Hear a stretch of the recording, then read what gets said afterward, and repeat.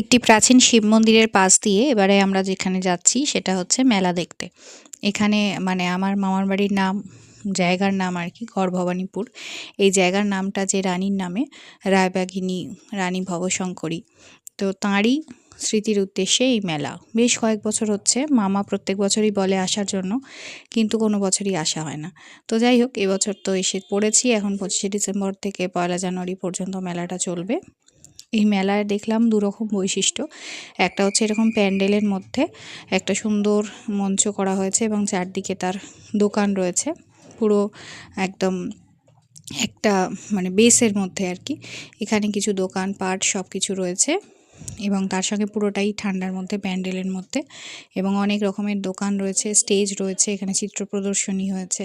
এবং আমরা যখন গিয়েছিলাম তখন এই মেলার স্টেজে যেটা চলছিল সেটা হচ্ছে ম্যাজিক শো। তো ভালোই হচ্ছিল, একটুখানি দাঁড়িয়ে আমরা সেই ম্যাজিক শো দেখে নিলাম। এখানে দিতে পারলাম না, কেন গান চলছিল, কপিরাইট চলে আসবে সেই কারণে। তো ম্যাজিক শো দেখে এবার আমরা যখন মেলা থেকে বেরোলাম তখন আবার দেখলাম বাকি ফাঁকা মাঠেতেও এরকম রাসের মেলার মতো মেলা বসে আছে। এখানে যেরকম স্বাভাবিক হয়, হাজার রকমের খাবারের স্টল, তার সঙ্গে যেরকম কানের চুড়ি, কাপ, প্লেট, স্বাভাবিক যে ধরনের মেলা হয় সেইটা। তো মেলার দুটো অংশ দেখলাম, বেশ ভালোই লাগলো। চারদিকে বেশ লোকজনেরও ভিড় রয়েছে এই প্রচণ্ড ঠান্ডাতেও। আর এই জায়গাটা একটু সেলফি জোন টাইপের, আর এই জায়গাটা খুব সুন্দর লাগছিল। তো চলুন এবার বাড়ি যাই। ভিডিওটা ভালো লাগলে লাইক শেয়ার